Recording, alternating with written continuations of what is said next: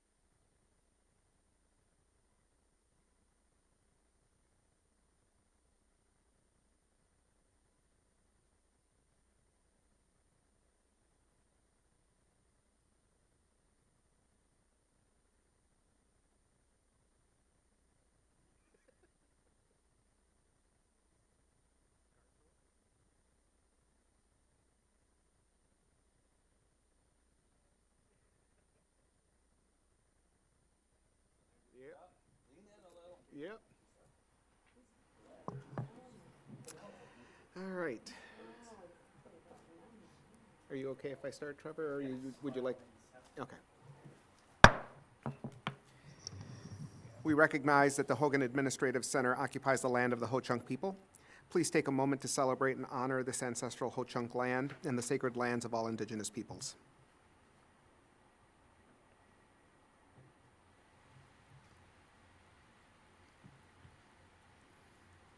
Will the Secretary please call the roll? Mr. Alberts? Here. Mr. Vigneski? Here. Ms. Berkedal? Excused. Dr. Garcia? Here. Dr. Jimenez? Here. Mr. Banka? Excused. Mr. Newmeister? Here. Dr. Sprague? Here. Ms. Sukla? Here. A quorum of the Board of Education is present, so the regularly scheduled meeting of April 21st, 2025 is called to order. We'll now have the Pledge of Allegiance. Please stand and face the American flag.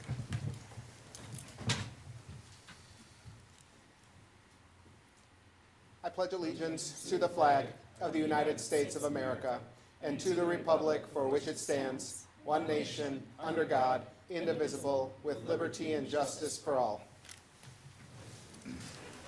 Tonight's agenda has been distributed to the board, and I would entertain a motion and a second at this time to approve the agenda as submitted. Second.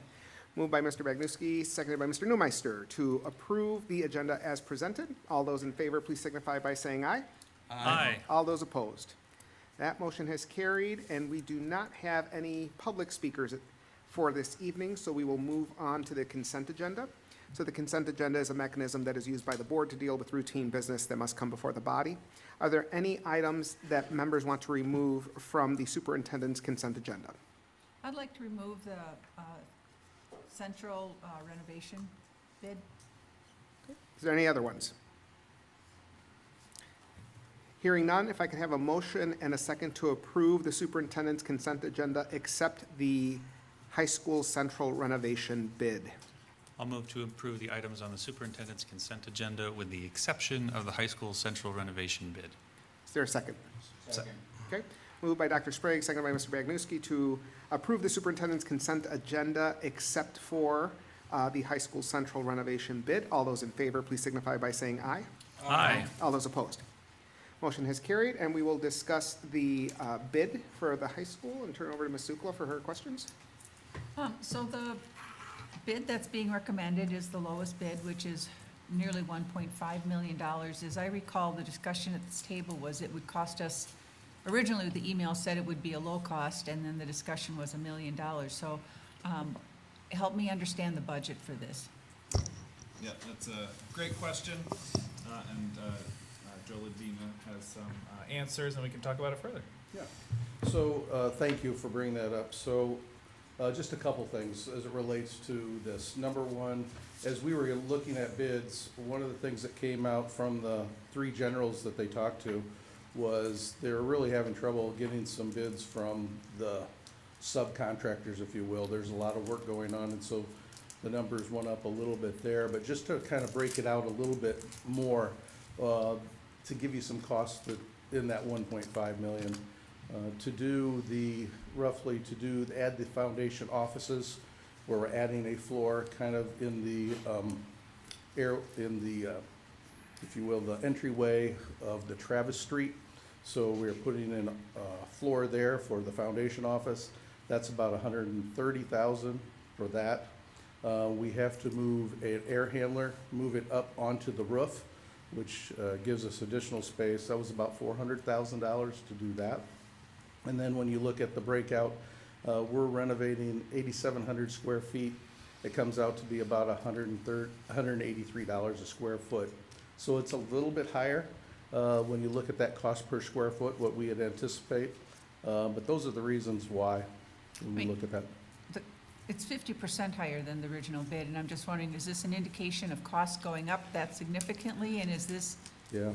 does this mean we need to revisit our funds for our building projects and perhaps change those? That's a Two great things question. that I've thought about. I was trying to, like, the bids also were off to me, just kind of our initial thought where things would be. Our architect thought it might be in excess of $2 million, so I feel like this is better than that. But just since 2020, construction costs, the inflation has been 40%. So what I thought of as a project, just a few years ago is substantially higher than it is now. And so I think my internal calculus is a little off, and others might be as well. If you're thinking about building today or doing a construction project, tariffs, uncertainty, some of those things have impacted. They're hedging their bets on construction material costs and some of those things, particularly steel. And it does have us a little nervous about our other projects for the elementary schools. Now, these costs aren't captured in those. However, interest rates also have stayed steady at a higher rate. The Fed hasn't brought those down because they're still trying to mitigate inflation. And what that means is the money that we have in the bank to invest in the meantime will have a higher return. And while under better circumstances, that money that we would earn in interest, we might use to augment the project or make it better, I suspect now we'll be using it to pay for inflation and contingencies. And that might be around $1 million that we'll be able to use to mitigate the impact. Fortunately, the architect in the elementary projects also incorporated a fair amount of inflation into the estimated costs. So we still feel confident that we'll come in on budget. As we get into the value engineering piece, we might just have to scale back a couple of things along the way. Dr. Sprague? What would be, if you have any sense, the opportunity cost of not moving the air handler? Yeah, I would tell you that we could do that, but it wouldn't make sense to me. If we're going to do this, to do it right at the beginning, it will just cost more money down the road. It's space that is really, I think, important when it comes to the office area. It creates a conference room, and it creates a, if you remember what we showed in February, I think it was, it creates a conference room, creates a mail room, it creates space that's used by the whole district staff. So I think that it makes sense to do that. Is it also the case that not moving the air handler wouldn't recoup the entire $400,000 cost? That It would is- still need to be It would be close, it would be configured. about 400,000. We have Okay. HVAC costs in this of about $450,000. Okay. Mr. Newmeister? Thank you. It was brought up that you felt that it would be close to budget. You're hoping, what is budget then? Because originally it was 500,000. Now it's significantly higher. And have we considered maybe this isn't the best thing? I mean, we could buy a building and renovate it and probably get all the bells and whistles you're hoping with enough parking that would, I would think that would more than cover this. And maybe a little more central, to the city. I just, at this point, I was all for it before. I mean, it seemed like a no-brainer, even a short-term fix, but boy, we're getting up there now, and I hate to see it start to affect our school, and our other ways of doing business. I think it's a significant increase, which is scary to me. Yeah, I understand what you're saying. I will tell you that I think from a perspective of 1.5 million, looking at what the cost per square footage, buying another building, renovating another space, I don't think you could do it for less than 1.5 million. Yeah, I mean, it's 8,000 square feet that we're looking at, so, I mean, a building of that size is over $1 million right out the gate in La Crosse. And then, on top of that, the renovation costs of that, just to make it suitable for a school with entrances and other things, or not a school, but a district office. I mean, you have a better idea of what's out there for real estate, but, 8,000 square feet in the city, that would be a pretty pricey venture. Well, and, yeah, I agree, and I question the 8,000 square feet. Do we need 8,000 square feet, or is it just because it's available, it would be nice to have the extra room? I guess my question is, and we're even taking, like, you out, you're not even gonna be there, correct? Correct. Yes, that's Yeah. correct. I mean, so we're moving people out of here as well. What's the square footage of this building, Joe? Yeah, about 43,000 square feet, and then we're moving into a portion of the old office area at Central too. So we're going from 43,000 square feet to about 13,000 square feet. And so that's how we're downsizing. So if we were to get everybody into that building, it would be about 13,000 square feet. I think we'd also have to consider the longer-term costs, because I share your concern of this eating into the main project, if you will, but if we purchase a building, let's say it's our ideal building, we're still adding the operation and overhead costs of an entirely new property. That would likely outstrip what we're adding in terms of occupancy costs to Central. Right. And I'm not expert in that, but that would be my supposition. What is the cost going to be as far as moving the buildings and grounds to the office building down at Isle of Bloom? There'll be minimal costs. There'll be basically no cost, because right now, what we're looking at doing is moving into a location, just moving our desk, not creating any office space, if you will, into an open room. But there's still technology connections and so on. Yeah, and we have technology at that location. We're also looking at possibly going to Logan High School, into a classroom, an empty classroom there. We're also looking at, could we go into another location that doesn't require us to do anything? So we're not planning on spending any money on buildings and grounds. We're not gonna build any walls, we're not doing any of that, we're just moving into a location. But there's still the energy cost on a yearly basis going to another building. Let's say it's at Isle of Bloom, we have to pay for the lights and heat and, Yeah, we have 5 staff members down there now. Our grounds crew is down there, as well as our carpenter. I think the biggest thing when we look at this, and look at the cost, and there might be a little bit of a sticker shock there, we were hoping to be about $150 a square foot. We're at $183 per square foot. It's really the time frame. We need to be out of this building to build on this site. We need to be out of this building by November. And so that also plays into it. But I will tell you, whatever options the board decides to do, we won't get any better pricing than we will at the price that I'm bringing forward with the bids today. Can I ask one follow-up question?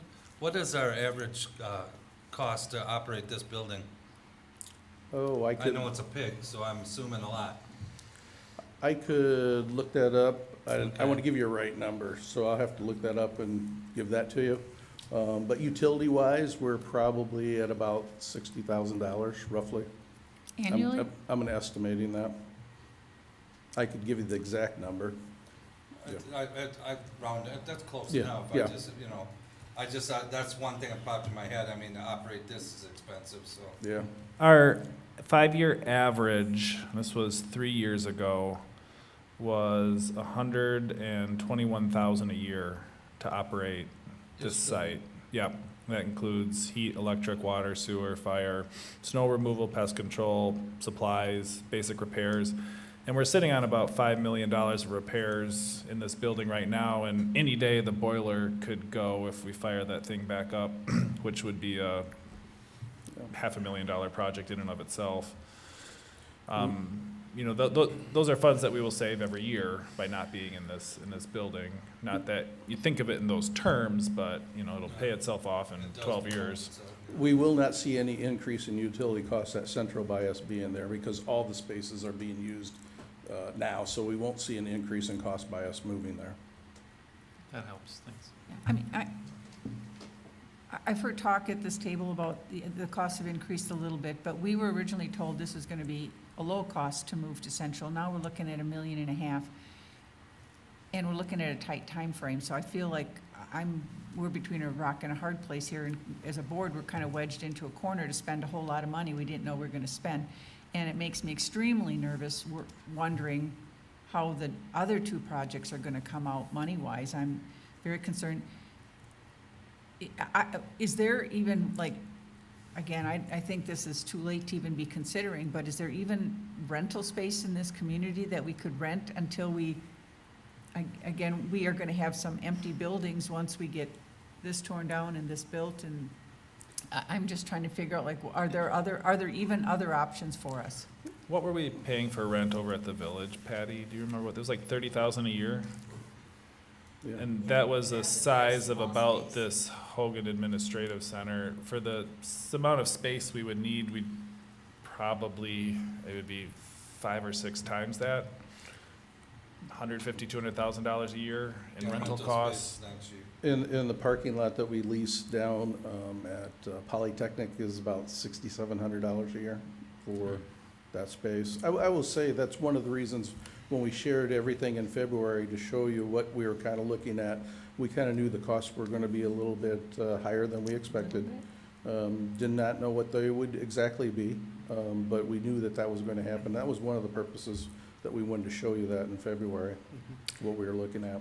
To Dr. Sprague's earlier point, I think the air handler move to create some space was not a cost that I was initially thinking about, but as we started to design out the space, making that move make sense within the long term,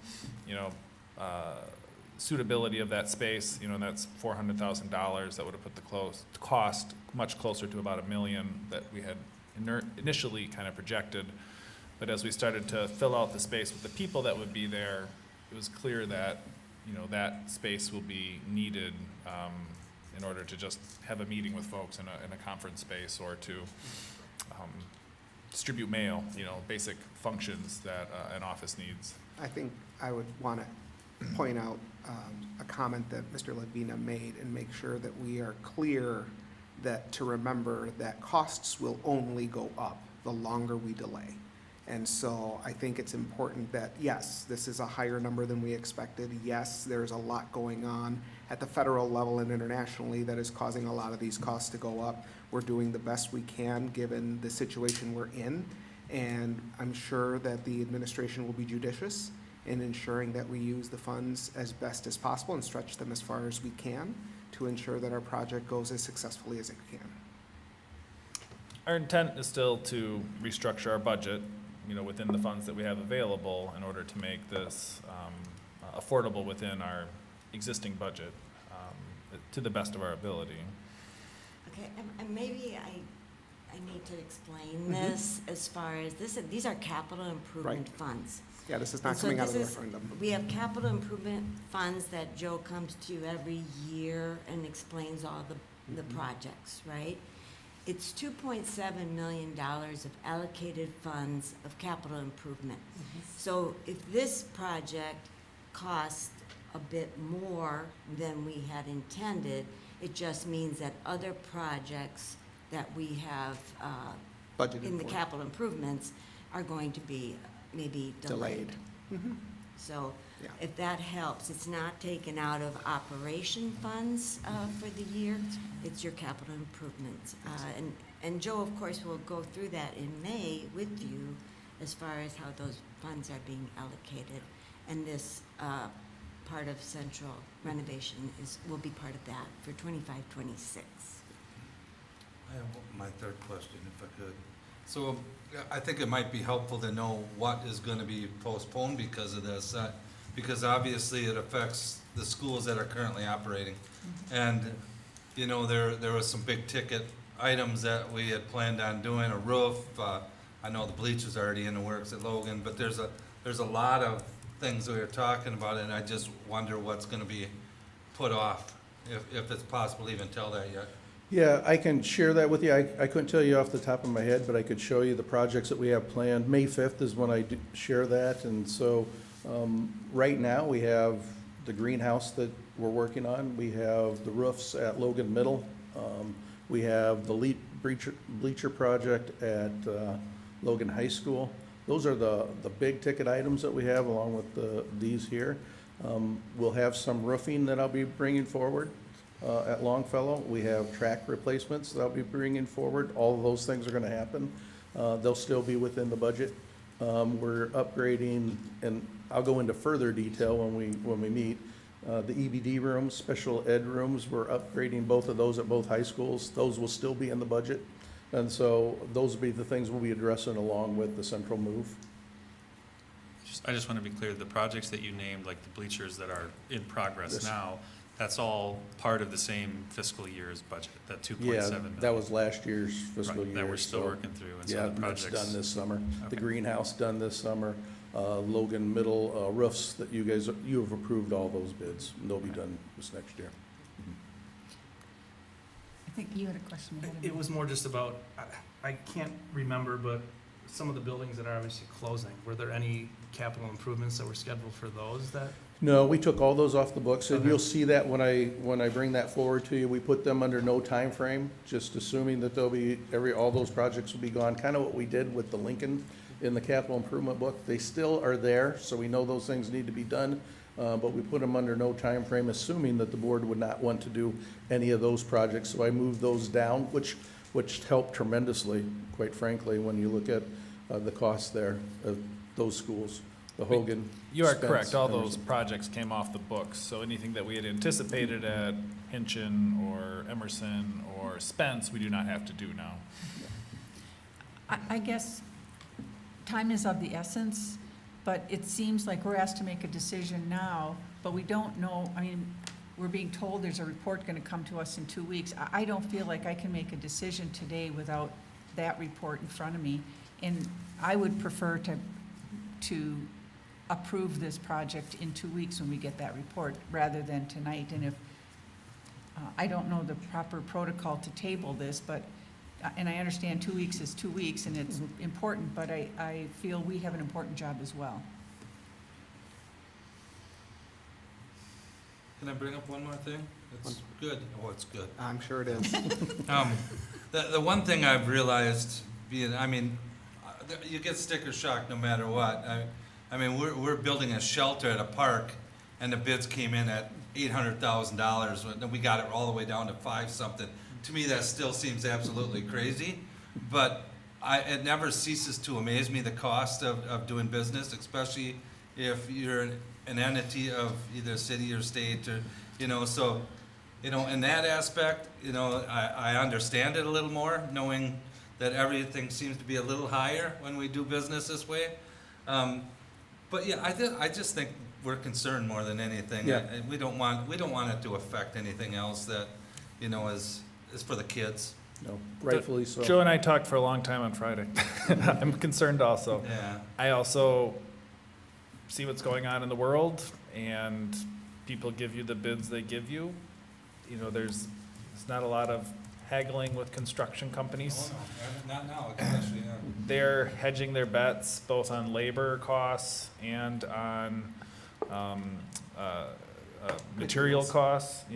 Labor has dried up in some ways. There's folks that are scared to step out of their house and work that might have historically done so. And so there's just lots of reasons why prices are creeping up faster than we anticipated.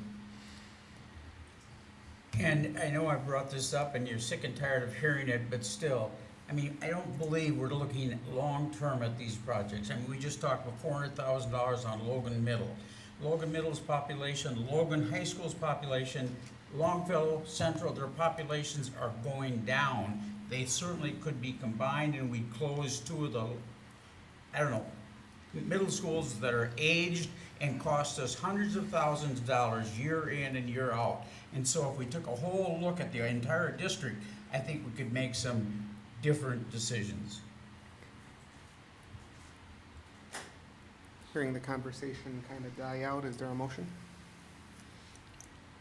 Can I ask one, we'll kind of put a point out there, sorry, and to Ms. Sukla's point, I would want to think about these 2 weeks in terms of the costs of going either way, and like what what further information are we expecting to be able to act on in 2 weeks that is meaningfully different from the information we have now? There's not going to be a different slate of options in front of us in 2 weeks, right? Well, we may know what's all gonna be cut, as he brought up, I guess that's one thing. Sure, right? yeah. I mean, just throwing that out there, he said he could probably get that to us in a couple weeks. I will say this, is I had a placeholder in the budget of 1.7.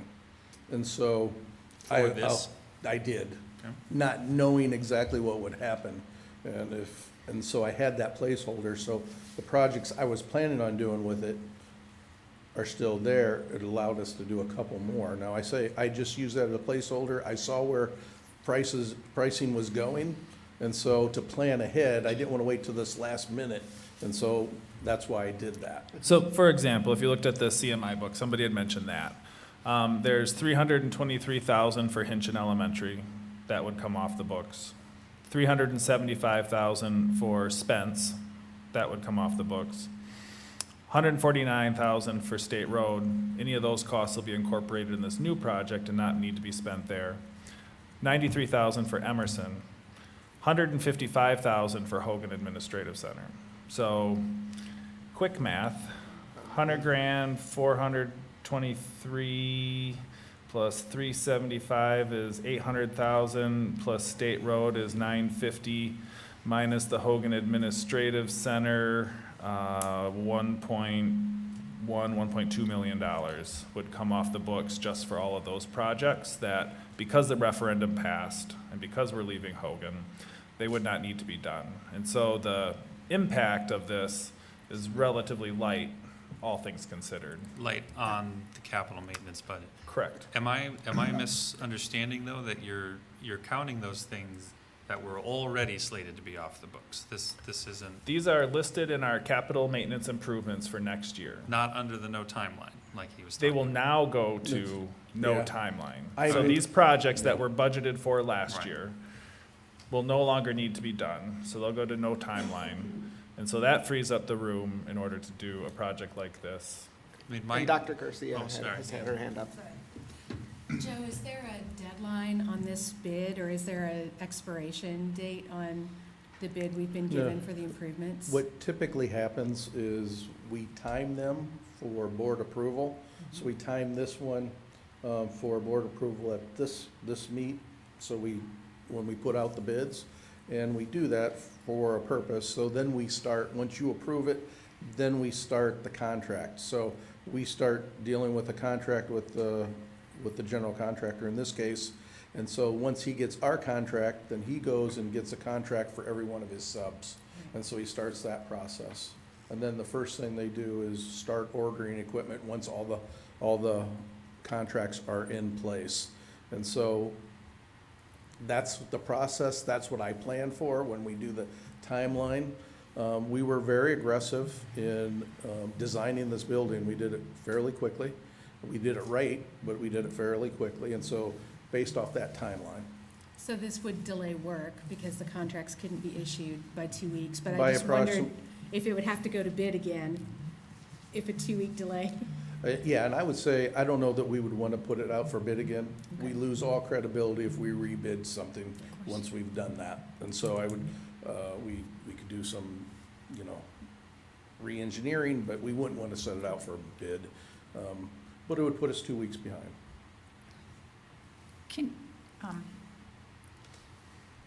I'm getting stuck on these numbers. So Yeah. initially, we were told in an email it would be a low cost. Then we were told in the meeting it'd be $1 million.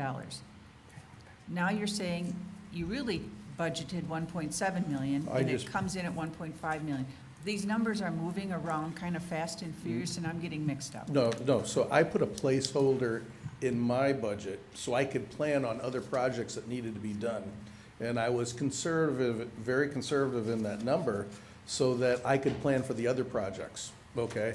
The ones that I mentioned. So we need to resurface some tracks. We need our special ed rooms to be updated. So I used a conservative number so I could go and start planning for the other projects that needed to be done. Knowing full well that it probably wasn't gonna be there, but I didn't want to start from scratch, so I could start planning, because everything we do, we're planning 18 months ahead. So I don't want to give you the impression that I thought I was going to come in at 1.7 million. I just used that as a placeholder so I could start planning for everything else. And I thought it would be easier in my planning to add projects to it if they came in under than to reduce projects if Because we it didn't have came the funds. over. Okay, so that's when I say a placeholder, that's what I meant by that.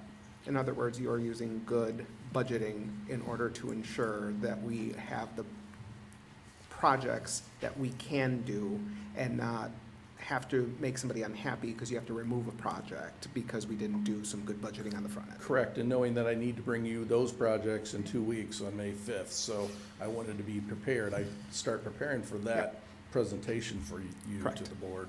And I'm just clarifying, I think you've already said this, that's why all of the projects that we approved are still approved and still happening, because the placeholder you put in place was cautious enough to make sure that those would not be impacted.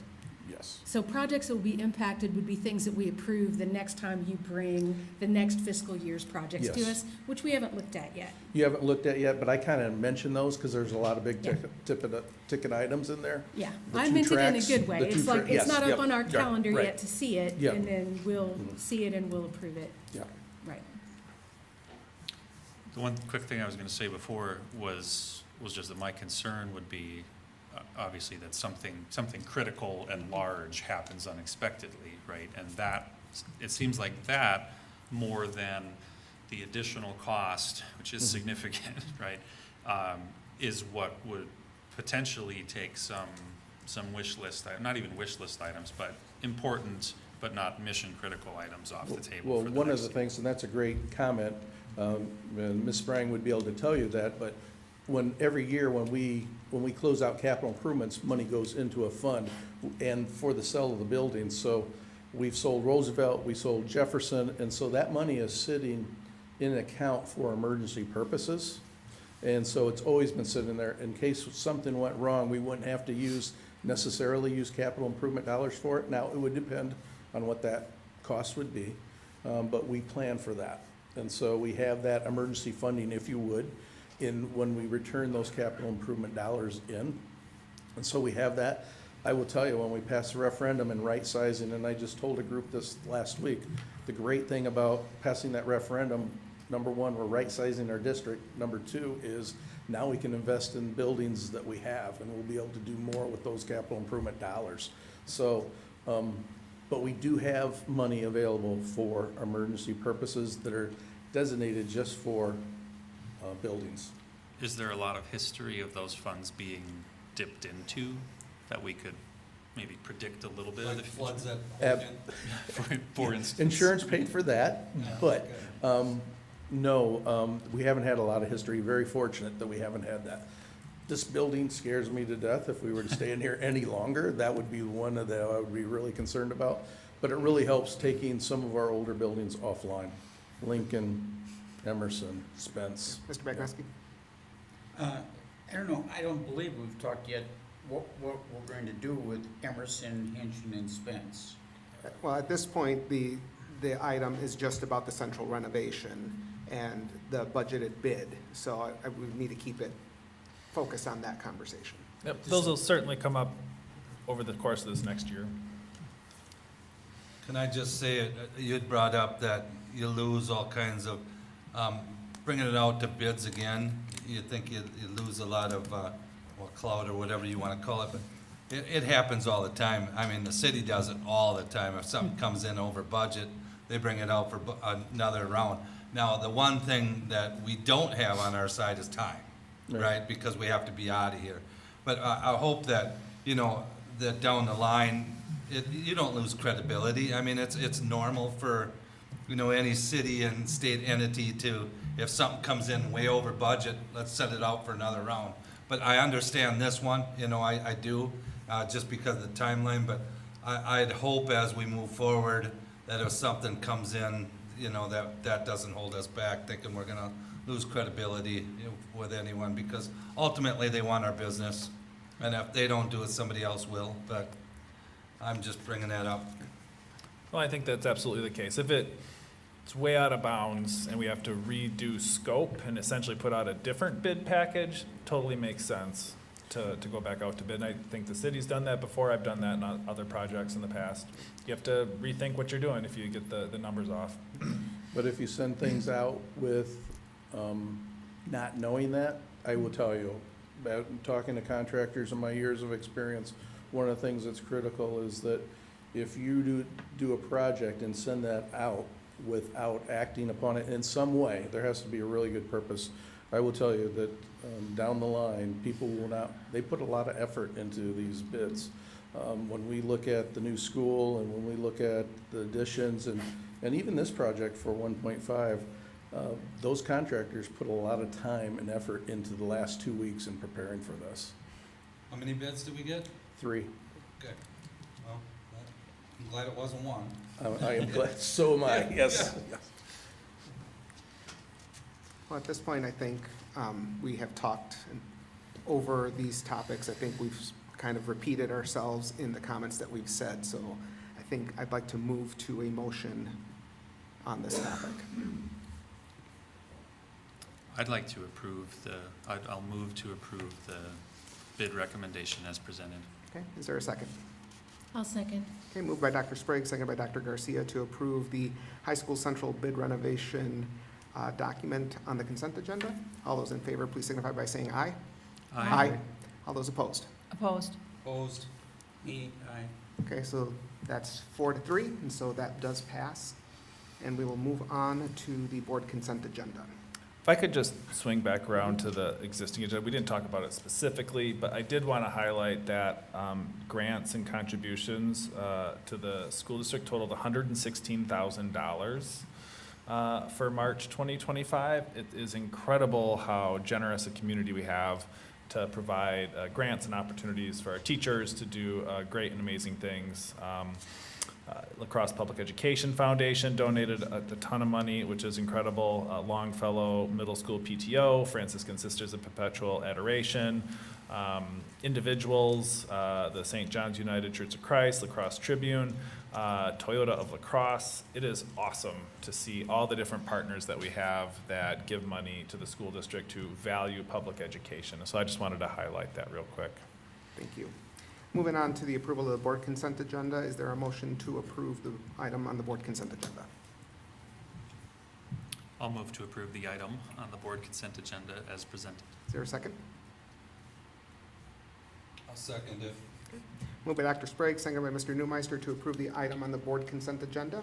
All those in favor, please signify by saying aye. Aye. All those opposed? Motion is carried, and we'll move on to the matters reserved for board action. The first one being the Operational Expectation Monitoring Report, OE1, Global Operation Expectation. At this time, the administration does not have any recommended changes to the monitoring report template. Do the board members have any?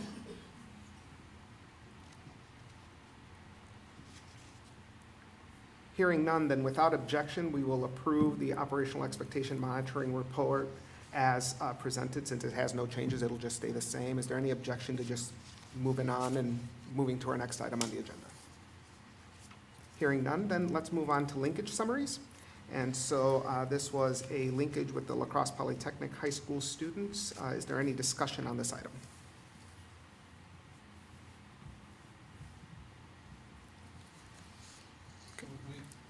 Mr. This is Neweister. on which one? I'm sorry. This Polytech. is Polytech. Attending this, I found it quite eye-opening, to say the least. What a great group of kids. And I'll be honest with you, I wasn't sure that this type of school was needed when we first brought this on. But talking to the kids and there's a place for everyone, and I think they found their place. And I was very impressed with the group of kids and the teachers. In fact, yes, it's a different type of learning, it's a different atmosphere, but boy, I think they flourish in it. I think obviously we have one on our board that is highly intelligent and very helpful to us. So I'm proud that we have that school, and I'm very thankful for everyone that made it happen, and the teachers and obviously the other staff in there. It was a pleasure being part of that. Mr. Bickers. Yeah, I would agree with everything Scott said. This is my second time around with those students and instructors. There was a question as far as, is there a limit? I mean, could we expand that school if more students were interested? I thought there indicated that, yeah, there are other people that would like to be here, but I thought, I got the impression that there's a cap on it, so are we thinking about expansion possibly, or? Fire code limits the occupancy of the building to about 120, and so that's the max number of kids that we could have in that space. I noticed that the building kitty corner, the bank's for sale, so we can maybe build a skywalk and expand over there if we were interested in property acquisition. But otherwise, for now, we're kind of limited to that. Right now it's a 612. Theoretically, down the road, if it continues to flourish and there's interest, do you find another site for the middle school, or is there a high school and a middle school? The different ways that we could approach it.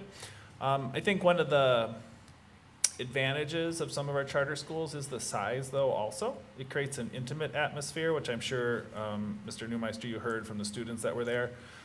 When you get, to 300, 400 kids, it loses some of the specialness that they're able to accomplish because of their size.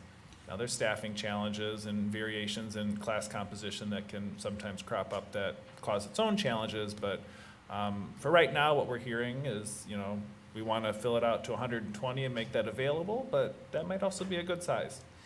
And then there was a comment that they don't have as much access as they maybe could use, problems with communication in regard to counselor. Is there some way a counselor could be more assigned to theirs so they get their classes and different activities that they might want to be involved in, and they don't maybe hear about it, but it's a little too late or whatever? Yeah, we try and provide,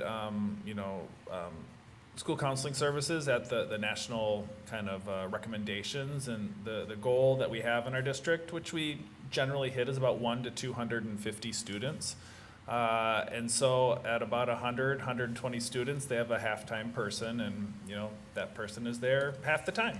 And so sometimes it might feel like they don't have access to a school counselor, but it's also us trying to be efficient with our resources and provide adequate coverage, but also be thoughtful to our bottom line. Yeah, and I agree with everything you said. But Yes. those are still comments. Totally. No, I get it. Yeah. There's also concerns about access to AP courses or career tech options, in family consumer science or welding or these other things. Part of choosing poly is there are barriers to some of the traditional school. You give up some traditional school when you choose the charter school. And so that's a bargain that those kids kind of know getting into it. And if the traditional school becomes what they need and prefer, they can always transfer back. So the benefit is you get project-based learning, an intimate environment, a downtown experience, great youth apprenticeship opportunities, but you give up access to some of those traditional things. And so, every unique school has its pros and cons. A question I would have, just because of my own personal experience with a charter school, has there ever been a thought of, and please, nobody in the audience think that I'm saying we should do this, but potentially starting that school earlier than your other two high schools and then having some of those specials towards the end of the day where they could potentially be bused to their home school in order to be able to experience some of those career tech ed and other fine arts types of experiences. Yeah, they currently start their day a little bit later than traditional schools. It'll come into alignment now with our movement of the middle and high school schedules. So and we do work with students, to get them over to one of our traditional schools, to try and provide those opportunities. But sometimes timing doesn't work out, or logistics can present something of a challenge. We can't have a shuttle bus going back every 45 minutes. That would be very expensive and largely unnecessary.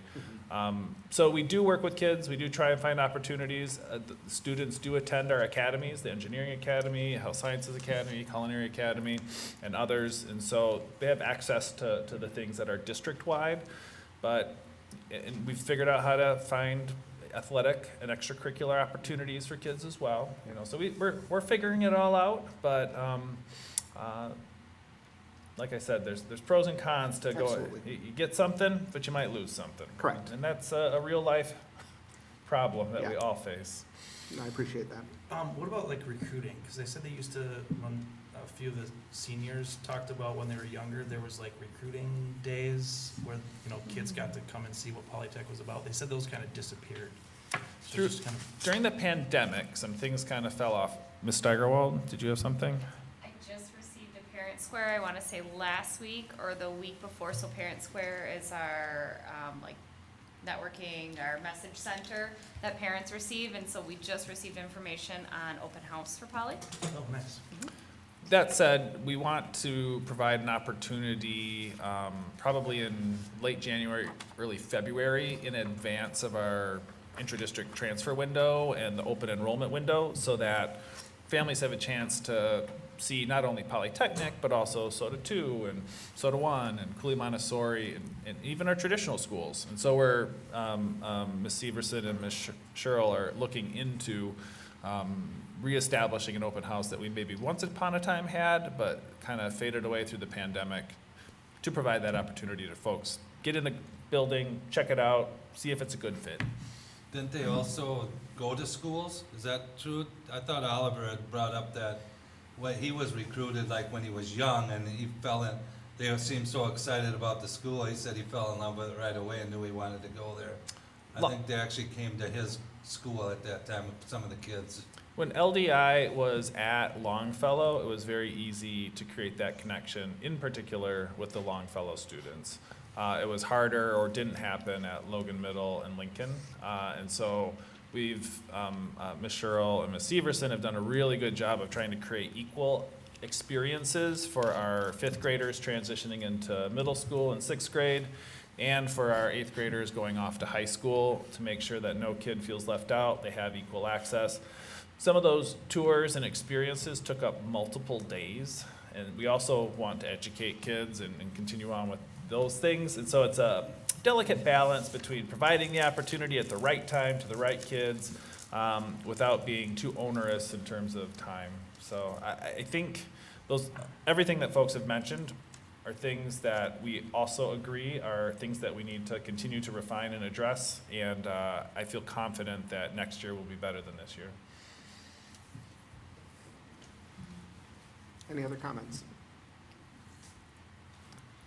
If not, is there a motion? Just, Oh, that seems to be I know that's a separate building, but maybe we could have some linkages with some of the other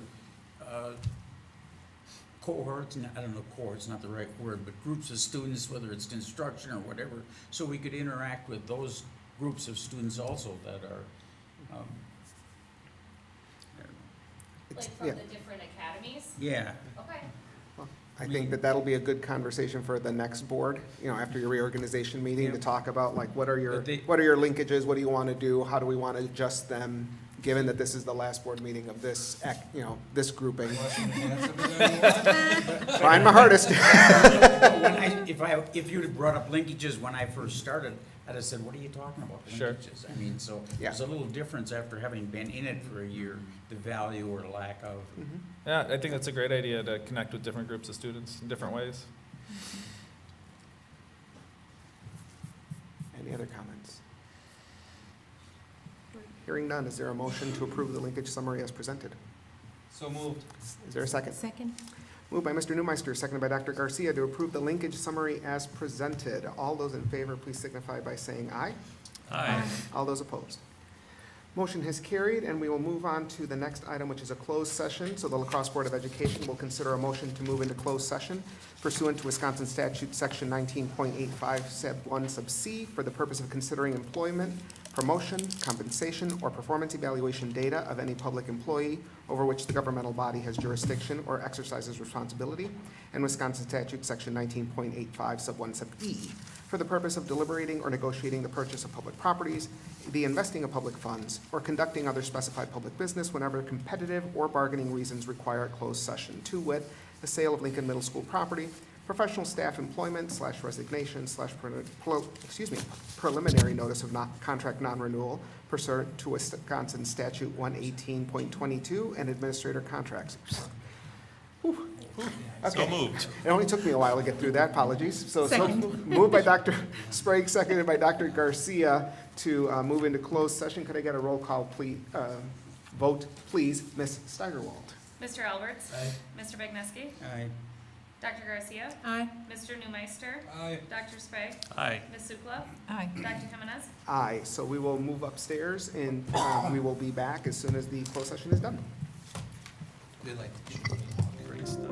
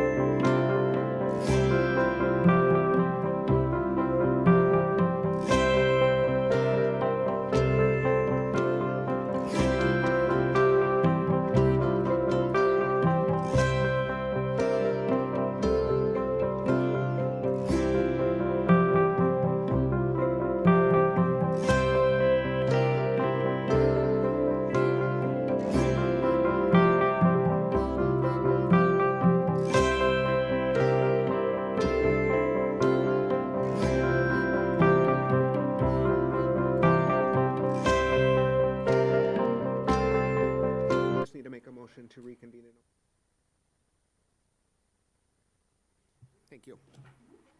All right. Can I have a motion for us to reconvene in open session? So moved. Is there a second? All right. Moved by Dr. Sprague, seconded by Mr. Alberts to reconvene in open session. All those in favor, please signify by saying aye. Aye. All those opposed? Motion has carried, and we will move on to our next item, the information portion, which is the quarterly budget report, and I will assume Ms. Sprang will take us through this.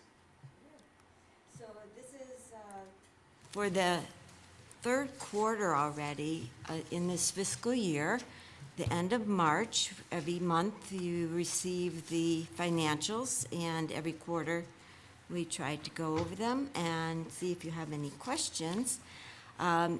If you've looked at it, you can tell that March of this year is very comparable to March of last year, meaning that we are on the same track. However, our revenues are still less than our expenditures at this point, meaning that we use fund balance for those dollars that we're spending. But just for cash flow purposes, we'll redeem those later, correct? Correct. Okay.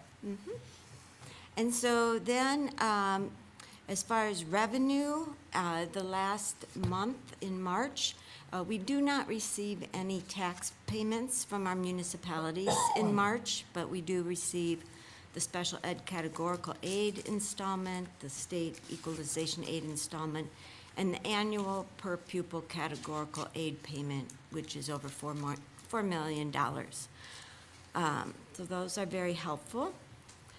The expenditure, there is nothing that is of concern in expenditures. And then the fund balance, because of those aids and that per pupil categorical aid payment, our fund balance has risen from 25.5% in February to 30.47% in March.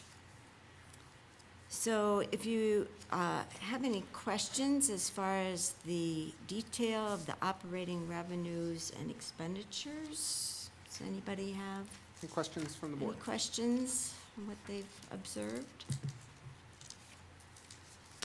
The charts are always a great way of comparing year to year. The cash flow, again, shows that the expenditures are more than the revenues at this time of year. Our operating revenues, this is always a good indicator that we are on track as of from year to year as far as what categories we've received dollars in. Pretty much the same from year to year. And then the expenditures, pretty much the same as far as how we've spent the money up to this point from year to year on the operating expenditures. Patty, I have a quick question. Yes. On the revenues, actually. The fees, admissions, rentals, and sales, we exceeded the budget already and quite a bit higher than last year's numbers. Is that a category that, to your knowledge, we have routinely under budgeted? No, this is a special revenue. So we had our refresh for our computers this year, but then we have a buyback. So those are the sale of the computers or laptops that we turned in to offset other technology expenditures. And I will point out that we did not use all of those revenues for technology this year. So the proposal for next year you're going to see is going to be using some of those revenues from technology sales. We're going to use those in the next fiscal year. So once we get closer to that, I'll point that out to you again. The only question I have for you, Ms. Sprang, is that now that the Supreme Court has ruled that $325 for the next 400 years is coming our way, how are you feeling about the biennium budget that is upcoming? Well, we're hoping that they'll make a quicker decision, and maybe have a budget in place by July 1st, as they should, instead of it being extended out. That's our hope, but it's very helpful to know that. Yeah, I mean, 325 still isn't inflation, you know, so I don't know that the state legislature will move on their revenue limit increases. Perhaps something on, per pupil aid, you know, which is a flat amount to all school districts, maybe something there. And then special education aid has certainly been top of mind for people advocating at the state capitol. The proposal by the governor was 60%. We're currently at 30%. It would represent a significant increase in funds to schools. Given that the 325 is now a 400-year ruling, I don't know how willing the legislature will be to move on some of these other items as a result. So we'll see. Any other questions? So,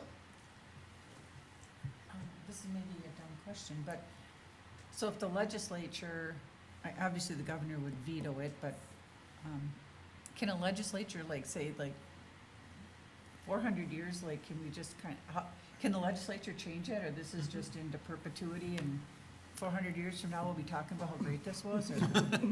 It's only as You're gonna good be as around. the I next. won't. It's only as good as the next biennium. And Okay. like you said, it's obvious that the governor may veto things. What I'll be curious about is, you know, the Supreme Court's ruling that you can, you know, that you can't pick letters, but you can pick numbers and dashes and whole words. The legislature is going to spend a lot of time very carefully crafting their legislation, and that in and of itself, because they're going to have like a opposing team that goes through it and like game plans the whole thing. It's going to take them a lot longer if this is the new state of affairs to figure out what to do with the budget. And they're likely going to be more conservative in how they approach it. So they're, like, I would be scared to address the 325 for 400 years because maybe the governor changes something and now it's $4,000 for 600 years, you know? So like, any number in there is going to create a quandary for any legislature if they feel like they can't bargain in good faith with the governor. And so I think we're at a really sticky situation right now where there's not a lot of trust, and that in and of itself could delay things. And I'm nervous about how helpful anyone's gonna wanna feel to be. We just hope that they more likely to come together on some single number rather than come to an extreme one way or the other. And I think, unfortunately, the way this played out, the legislature felt like they had bargained in good faith with the governor in the last biennium. It didn't work out because the governor chose to veto things the way he did, and so now there's a lot of distrust amongst the legislature and the governor on this issue. And so I think it's just a tough moment right now, and I don't think it'll be resolved for a few years. 400. I think we've had the, yeah, I was- 400, yes. 398. Oh, yeah, we're already. Halfway there. yeah. Any other questions or comments on the quarterly budget report? Hearing none, thank you, Ms. Sprang. We will move on to our announcements, and our student representatives are not here, obviously, because school is out, but as this will be my last time to be able to thank them for their service, I will thank them for their service. They have been phenomenal. They've been, in my opinion, the best student representatives on the board that we've had in a long time. Lots of great ideas and discussion and input that they have provided us, and so I really appreciate them. I know the board members will still have an opportunity to thank them at their last board meeting, which I think is May 5th, May correct? I was gonna ask that question. Thank So we'll move on to Mr. Bagneski and the CISA 4 Board of Control meeting. Anything to bring up there? Well, Paul Fisher ran the meeting as usual, and we spent quite a bit of time where he went through all kinds of revisions to Title IX. And the revisions amounted to, 2 years ago, we had this wordage, then the year later, some of the wordage was changed, now it's back to the original wordage. I mean, so, don't read too much into that. We also then talked quite a bit as far as how at this time at least, self-insured, which they were unsure of doing, but now they're into their second year of being self-insured, and they feel pretty good about it. They're money-wise, they're doing what they expected. And then the other thing, we spent a considerable amount of time is, talked about Paul Fisher's new contract. And what was kind of interesting to me on the new contract is, he gave a list of what all the other CISA members are getting paid, the size of them, whether they had an assistant or not, and what kind of increase they got, and then he proposed what he thought he should be getting. So it was all laid out there. We didn't have to say, what do you want? He told us what he wanted, and then we had to vote yay or nay. And we voted, we thought his was right in line with the other people, and so we voted for him to get the contract that he had proposed.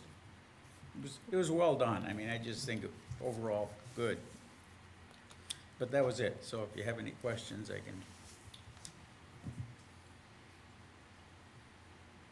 All right. Hearing none, I do not have any announcements, and I'll turn it over to Dr. Engel.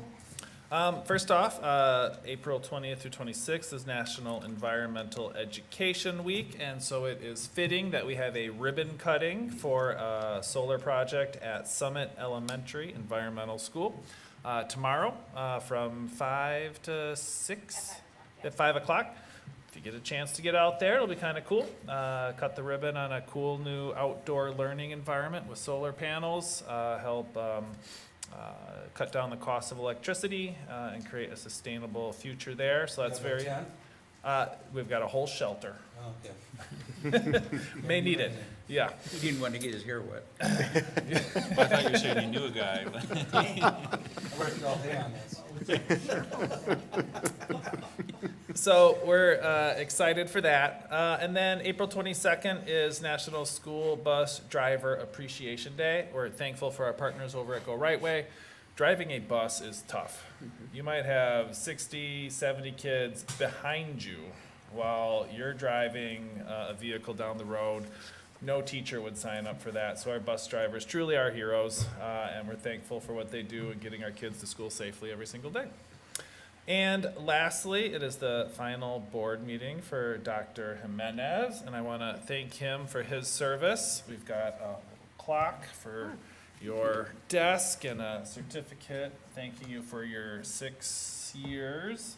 And as an outgoing president, a little gavel so that you can bang this when you're at home too.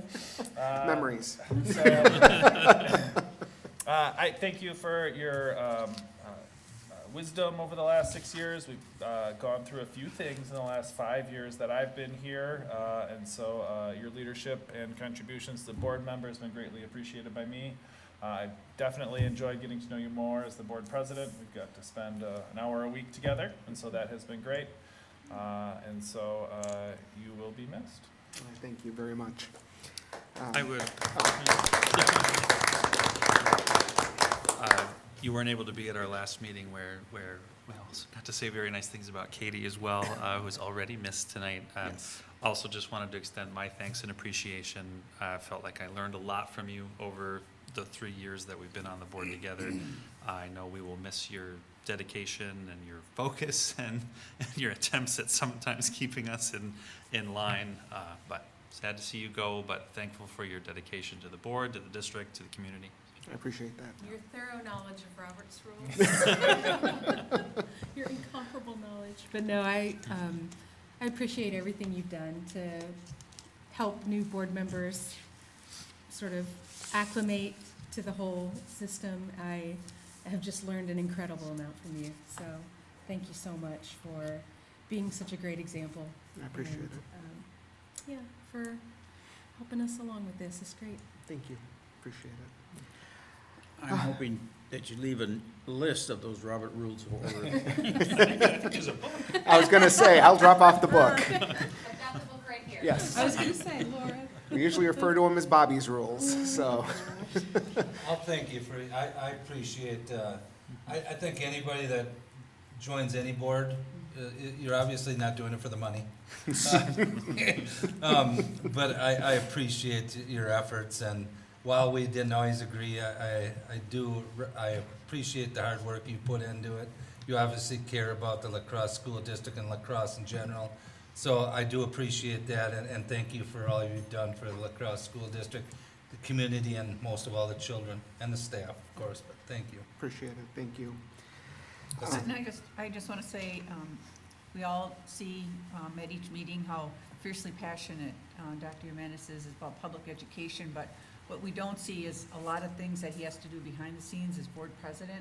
And I worked with him on one particular sensitive, confidential issue, and the thoughtful, kind way that he dealt with it isn't always what we see at this table because of the fierceness that he brings to the table, and I mean that in a positive way. It's just nice to know and nice to see how sensitively he handles these issues and things that we don't always know about, and I just want to say thank you for all that. Thank you. I didn't say anything. Him and I got to talk a little bit before the meeting started, but just as a new school board member in the first year, I really appreciated the amount of explaining why we're doing things. You know, we were lost for like the first 6 months, and I feel like I'm in a good place now moving into the second year, so I'd just like to thank you for that. Thank you. I think the only thing I would say is my hope is that you all will also mentor the new people, right? Because they'll need help, they'll need your support, and so, you know, my hope is that the school district is better than it was when I started, and that's because of the dedicated people who sit across this table for the last 6 years that I've been here. Not only school board members, but administrators, faculty, students, support staff. Every employee of the school district is amazing, and so thank you all for your kind words, but really, thank you to everybody who's involved with the La Crosse School District. So with board debriefing, I'll turn it over to Mr. Bagness. I'm sorry, I don't hear well. Board debriefing, you're on for board debriefing. Board briefing. I'm sorry, there's many things, and I hope something is done about it, but I just don't always hear what's said. Sure. And that's my fault, I understand.